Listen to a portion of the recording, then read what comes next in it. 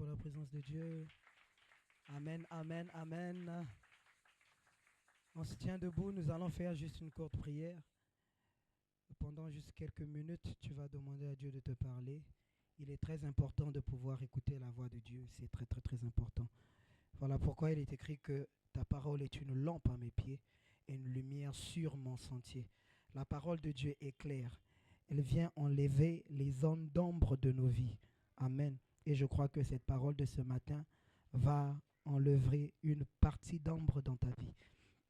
Alors rapidement, tu vas élever la voix, tu vas prier, tu vas dire Seigneur, parle-moi, éclaire-moi par ta parole. David a dit, la révélation de tes paroles est claire. Et ce matin, je voudrais que, alors que ta parole m'est révélée, que je sois complètement éclairé, que je sorte des ténèbres dans lesquelles je suis. Élève la voix et commence à prier rapidement. Prie, fais cette prière avec tout le sérieux que possible. Tout le sérieux que possible. Praso fatihai. Revivesto chaprepante le grandi apar malos. Redididish kataya barado satea. Radadadadadaba. Dis Seigneur, parle-moi. Éclaire-moi par ta parole. Éclaire-moi par ta parole ce matin. Radaba shata bramante.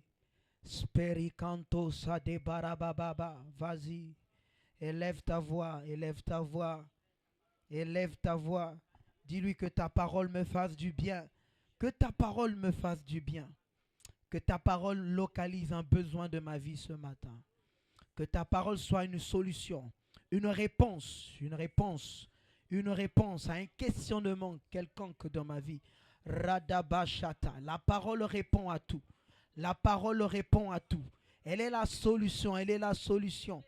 Radaba, si seulement tu la désires ce matin, elle va combler un vide dans ta vie. Mara de cantes, parade, per malivra de l'ai, il est preclisto pare que tu chatea, reketei, imandaradababo chataya. Merci Saint-Esprit, merci Saint-Esprit. Merci Saint-Esprit, nous honorons ta présence au milieu de nous. Et nous voulons une fois de plus acclamer pour ta présence. Parce que tu es là au milieu de nous. C'est dans le nom de Jésus. Nous avons ainsi prié. Nous disons tous Amen. Amen. Tu vas te rasseoir rapidement. J'espère vraiment par la grâce de Dieu être bref et concis. Que Dieu m'accorde son aide. C'est pas facile. Il y a tellement de choses à dire, mais qu'il faudrait résumer en quelques minutes. Ceux qui passent ici connaissent la difficulté de ce que c'est. Mais j'espère en la grâce de Dieu de pouvoir être plus explicite ce matin et que Dieu nous fasse du bien par sa parole rapidement. Nous sommes dans 2 Corinthiens 3, 17. Nous allons voir quelque chose de bien ici. Quelque chose de bien. Quelque chose qui va t'éclairer et que tu vas utiliser pour pouvoir changer ta qualité de vie. 2 Corinthiens 3, 17, pour gagner en temps, je vais lire pour nous. Je n'ai que 15 minutes. Or, le Seigneur, c'est l'Esprit. Dieu avec moi, le Seigneur, c'est l'Esprit. Et là où est l'Esprit du Seigneur, là est la liberté. Répète la dernière phrase avec moi. Et là, 3, 2, 1, go, let's go. Et là où est l'Esprit du Seigneur, là est la liberté. Est-ce qu'on peut le redire une deuxième fois? Et là où est l'Esprit du Seigneur, là est la liberté. Une dernière fois. Et là où est l'Esprit du Seigneur, là est quoi? La liberté. Amen. Écoutez, cette portion des Écritures est très souvent mal comprise, très souvent mal interprétée par les gens. On se dit que quand on parle de liberté, il est question de libertinage. C'est-à-dire, je peux faire ce que je veux. Je peux être conduit par mes penchants, je peux être conduit par mes passions.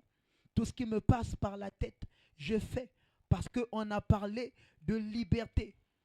Mais ce matin, je voudrais te dire que la liberté dont il est question, ce n'est pas la liberté à laquelle tu penses. Alléluia. On ne parle pas de libertinage, une licence à faire le mal, une licence à commettre le péché. Hmm?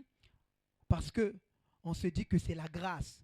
Donc la liberté, le libertinage, c'est la grâce. Donc je peux m'autoriser à tout faire parce que nous avons été libérés. Sais-tu de quelle liberté dont il s'agit? La liberté dont il est question, on parle de délivrance. Délivrance justement de cette mauvaise vie. Délivrance justement de cette vaine manière de vivre. Paul pouvait le dire dans Éphésiens 2. Nous tous qui autrefois étions morts par nos offenses, nous marchions selon le train de ce monde. C'est de ça dont il s'agit, c'est de ce style de vie-là dont nous avons été libérés, dont nous avons été affranchis. C'est de ce genre de vie que le Saint-Esprit, que le Saint-Esprit vient affranchir. C'est la délivrance que le Saint-Esprit vient apporter. La délivrance de cette vaine manière de vivre. Le thème de mon exhortation est simple et clair. C'est le secret de la délivrance. Quand on parle de liberté, on parle de délivrance. Et par ce passage, l'apôtre Paul nous montre que le secret de la délivrance n'est autre que la personne du Saint-Esprit. Peu importe ce qui ne va pas dans ta vie, ce qui ne marche pas. La seule délivrance dont tu as besoin, c'est le Saint-Esprit. Voilà pourquoi Isaïe révélé nous fait comprendre que l'onction, qui est l'Esprit de Dieu, il brise le joug. Il brise le joug, c'est la captivité. Il y a un domaine de ta vie où quelque part tu te retrouves captif. Et je viens te dire ce matin que tu as besoin du Saint-Esprit pour être affranchi, pour être libéré. J'ai toujours cette image de Samson, lié par ses frères, afin d'être livré aux Philistins. Alors qu'on l'emmenait, il était lié, il s'était rassuré parce qu'il connaissait la force de l'homme. Il savait qu'il avait la possibilité de se dégager. Donc ses frères s'étaient rassurés qu'il ne se libère pas. On l'avait bien ligoté. Alors qu'on l'emmenait pour le livrer aux Philistins, à la vue des Philistins, quelque chose s'est passé. Dis avec moi, quelque chose s'est passé. On dit que l'Esprit de Dieu est descendu sur lui. Et les liens qui le retenaient se sont fondus. Se sont fondus entre ses mains. C'est pour dire que il est impossible que tu aies l'Esprit de Dieu et que tu sois captif. C'est impossible que l'Esprit de Dieu soit ton partage et que tu sois captif. C'est impossible. Je dis bien c'est impossible. Voilà pourquoi il est dit là où est l'Esprit du Seigneur. Si l'Esprit du Seigneur est dans ta vie, si dans ton quotidien, il est constamment avec toi, il est impossible que tu sois captif. Il est impossible que tu sois captif.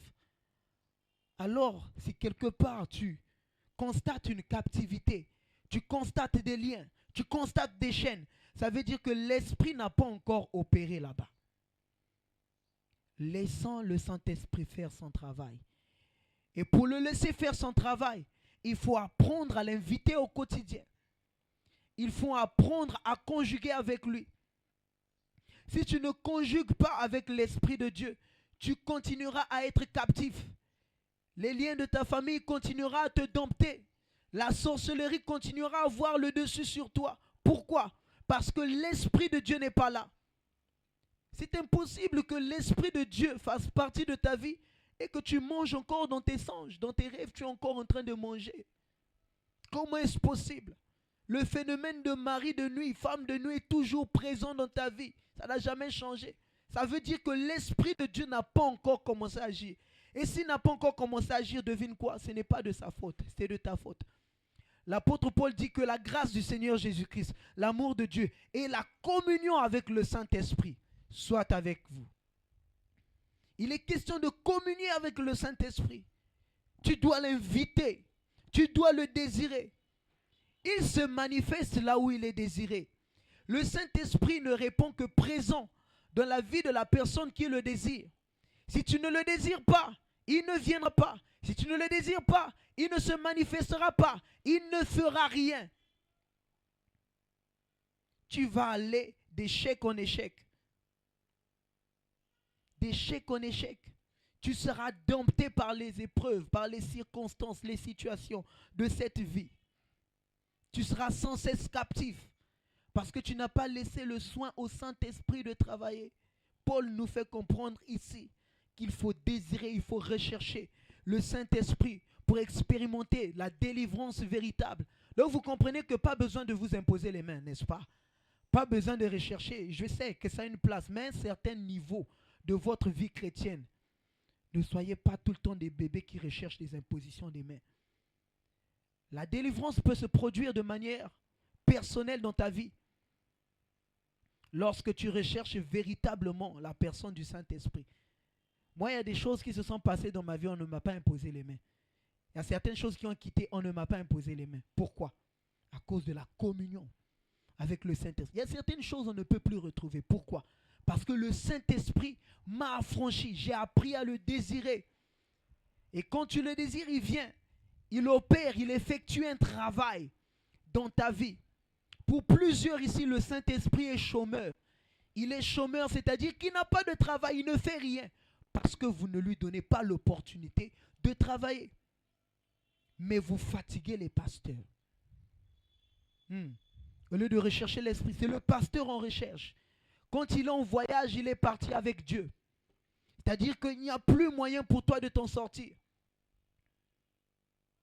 Ne soyez pas comme cet homme dont papa a l'habitude de nous parler. Une fois à l'étranger, il avait les cahiers de prédication. Donc il fonctionnait, il opérait avec les prédications, c'est-à-dire avec la base de papa. C'est comme si c'était juste papa qui était là. Parce que au travers de ces écritures-là, c'est papa. Donc en d'autres termes, c'est juste papa qui agissait. Donc il fonctionnait avec. Et quand les cahiers sont finis, il appelle son père. Il faut dépêcher quelqu'un ici. Il faut dépêcher. Ou papa, il faut venir. On va payer le billet, on va payer le... Mais qu'en est-il de toi-même? Qu'en est-il de toi-même? Nous sommes dans une ère ou dans une époque où la chrétienté devient mosaïque. C'est-à-dire, on dépend de Moïse pour pouvoir écouter Dieu, pour pouvoir recevoir de Dieu. N'est-ce pas? Vous avez vu ça avec Israël. Ils ont dit que toi, Moïse, va écouter Dieu pour nous.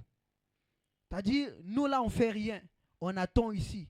Toi, tu n'as qu'à recevoir de Dieu. Quand tu as fini, tu viens, tu nous transmets. C'est le même travail.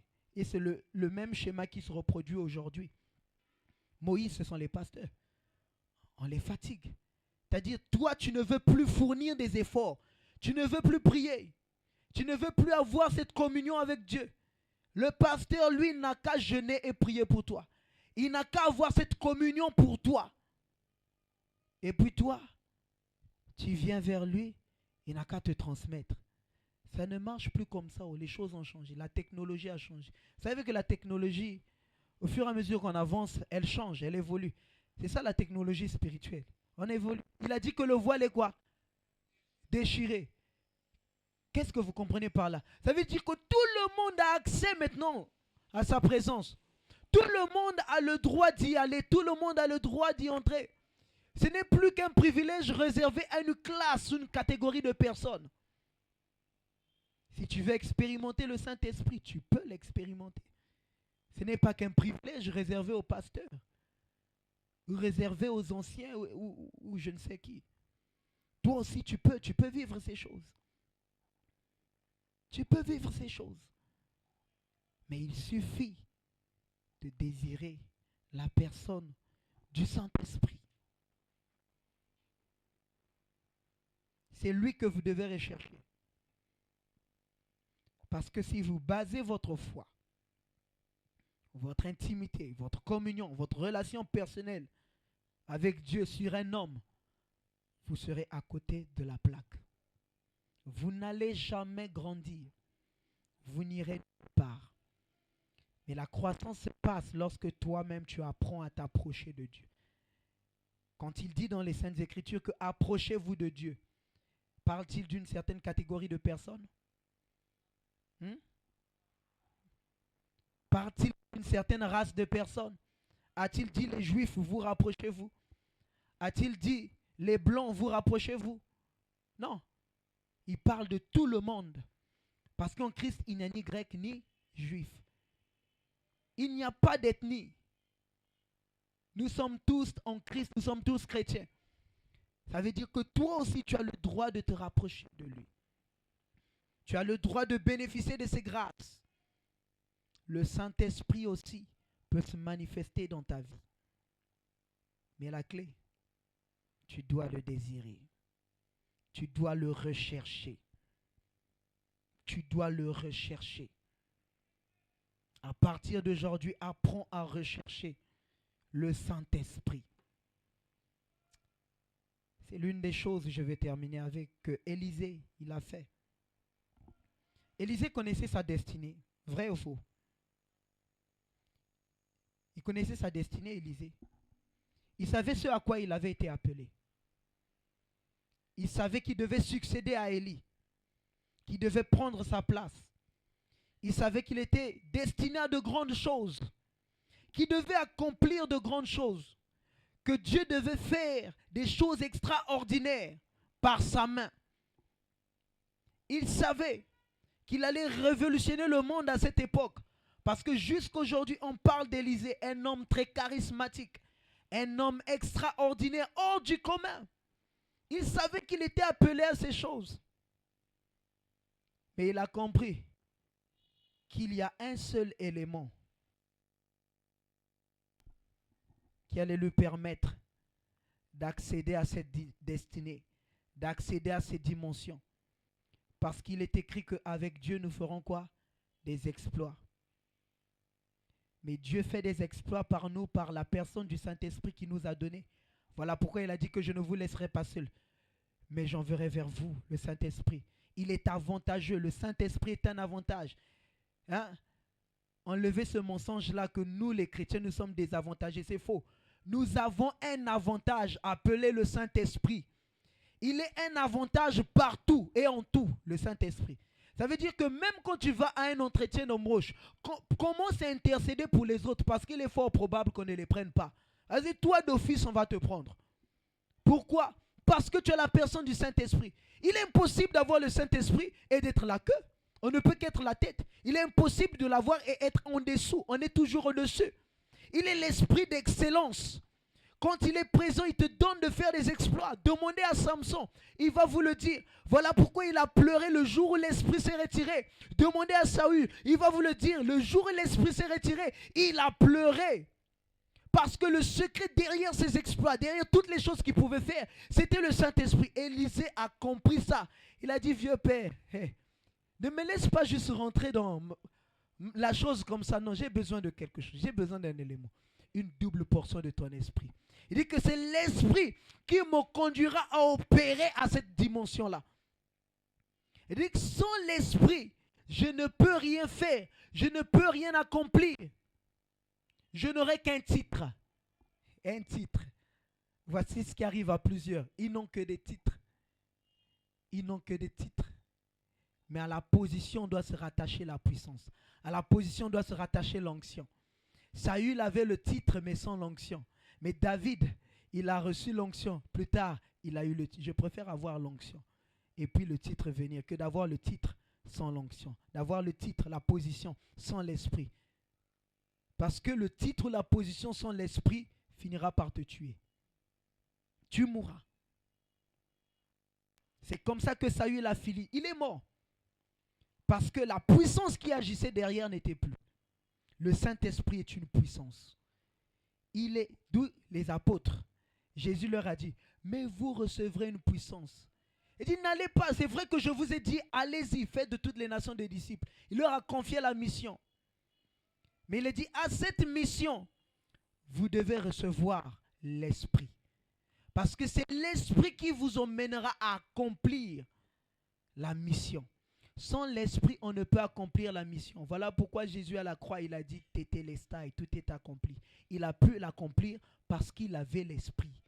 Il a dit dans Acte 10, 38, vous savez comment Dieu a oint du Saint-Esprit de force, c'est Jésus de Nazareth. Il a eu besoin du Saint-Esprit. Si Jésus a eu besoin du Saint-Esprit, Fils de Dieu, lui qui était aussi, toi tu es déjà allé au ciel. Tu es déjà allé au ciel. Tu sais ce qui se passe là-bas. Tu as déjà vu comment c'est. Tu as vu les 24 veillées. Toi tu as déjà vu. Tu sais ce qui se passe là-bas. Tu n'as pas encore vu. Mais lui il était là-bas. Mais venu ici, il dit il a besoin du Saint-Esprit. Toi tu dis tu n'en as pas besoin. Sacrilège. Sacrilège. Comment ne pas avoir besoin du Saint-Esprit? Comment vivre cette vie chrétienne sans le Saint-Esprit? Voilà pourquoi nous sommes aussi ordinaires que les païens. Parce que nous n'avons pas appris à associer le Saint-Esprit à tout ce que nous faisons. Le Saint-Esprit, c'est le divin.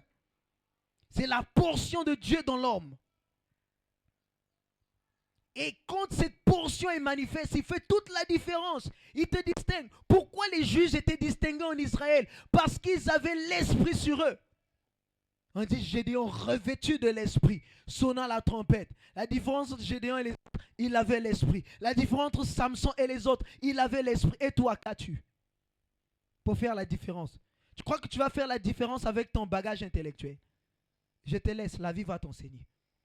La vie va te montrer, va te gifler. Il y a quelqu'un qui a 4 diplômes, il a des doctorats, tout ça là. Mais regarde-le, en train de suivre la télé, en train de chômer, zapper les chaînes. Sa vie ne ressemble à rien.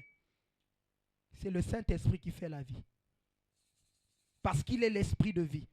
D'où Christ a dit, la chair ne sert de rien, mais c'est l'esprit qui fait quoi? Qui vivifie. Alors arrête de compter sur tes compétences. Arrête de compter sur tes qualités. Arrête de compter sur ce que tu as. Compte sur le Saint-Esprit. À partir d'aujourd'hui, compte sur la personne du Saint-Esprit. Compte sur la personne du Saint-Esprit. Et il fera toute la différence. Il fera toute la différence. Demandez à Pierre. Il était reconnu pour être peureux. Mais quand le Saint-Esprit est venu, les pharisiens ont dit, qui est cet homme? N'est-ce pas un homme sans instruction? Il n'avait pas d'instruction. Mais Pierre, là, il a prêché avec puissance. Les gens l'ont compris et se sont convertis.